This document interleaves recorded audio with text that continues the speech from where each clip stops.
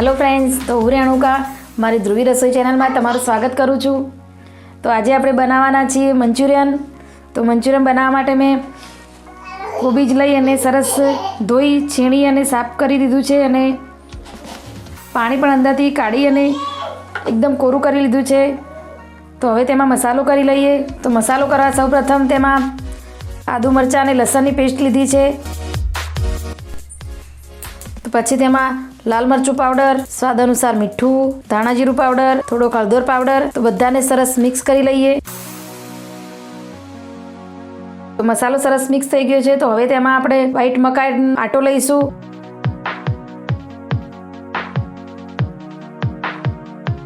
ફરીથી તેમાં થોડોક મેદો લઈશું। તો બધાને હાથ વડે સરસ મિક્સ કરી લઈશું।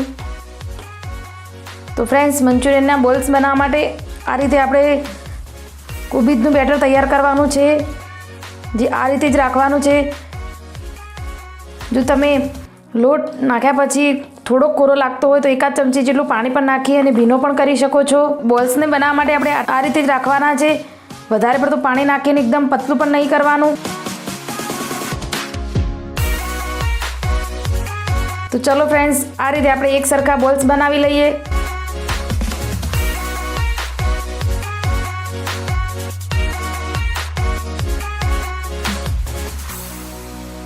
તો ફ્રેન્ડ્સ, આપણે બધા એક સરખા બોલ બનાવી અને તૈયાર કરી લીધા છે। તો હવે બોલ્સને ફ્રાય કરી લઈએ। તો બોલ્સને આપણે ધીમા તાપે ફ્રાય કરવાના છે।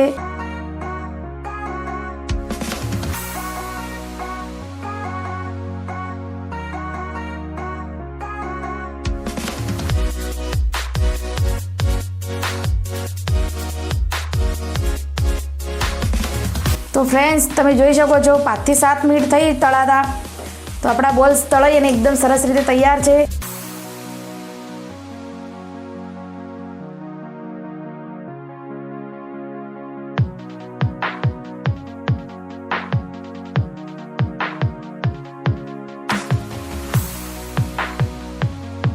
મંચુરિયન બનાવવા માટે આપણે શાકભાજી અને સોસ પણ તૈયાર રાખ્યા છે। તો સોસમાં આપણે soya sauce, red sauce, green sauce અને વિનેગર લીધેલું છે। તો ચલો બનાવવાનું શરૂ કરીએ। તો આપણે 1 ચમચી તેલ લીધું છે। તેલ ગરમ થઈ ગયું છે। તો હવે તેમાં આપણે ડુંગળી એડ કરીશું। તો આ ટાઈમે આપણે ગેસની ફ્લેમ થોડી ફૂલ રાખવાની છે। તો હવે તેમાં ફરીથી લસણ નાખીશું। ફરીથી તેમાં આદુ કટ કરીને રાખ્યું છે તે પણ એડ કરીશું, સાથે લીલા મરચાં પણ એડ કરીશું। બધાને સરસ મિક્સ કરી અને ગરમ થવા દઈશું। હવે તેમાં બોલ્સ એડ કરી લઈશું। તો હવે ઉપરથી આપણે સોયા સોસ, થોડો ગ્રીન સોસ, તેમાં રેડ ચીલી સોસ, થોડું વિનેગર એડ કરીશું। બધાને સરસ મિક્સ કરી લઈએ। તો હવે આપણે ઉપરથી થોડાક આપણા ઘરના મસાલા નાખીશું। તો લાલ મરચું પાવડર, થોડુંક મીઠું, થોડું ધાણા જીરું પાવડર, બધાને સરસ મિક્સ કરી લઈએ અને થોડુંક પાણી એડ કરી લઈશું।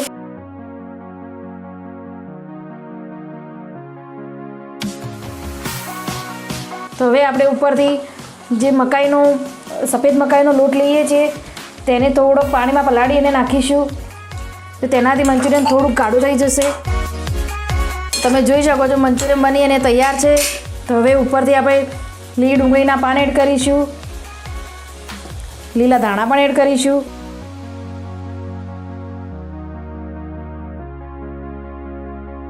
તો ફ્રેન્ડ્સ, મંચુરિયન બની અને તૈયાર છે। તો મેં ડ્રાય મંચુરિયન બનાવ્યું છે। તમને જે રીતે ગ્રેવીવાળું ભાવતું હોય તો તમે એ રીતે પણ પાણી નાખી અને વધારે થોડું પતલું પણ કરી શકો છો। તો ફ્રેન્ડ્સ, શિયાળા સ્પેશિયલ ગરમા ગરમ મંચુરિયન બની અને તૈયાર છે। તો આજની મારી રેસીપી ગમી હોય તો લાઇક, શેર, કોમેન્ટ કરજો। મારી ચેનલમાં નવા હોય તો સબસ્ક્રાઈબ પણ કરજો।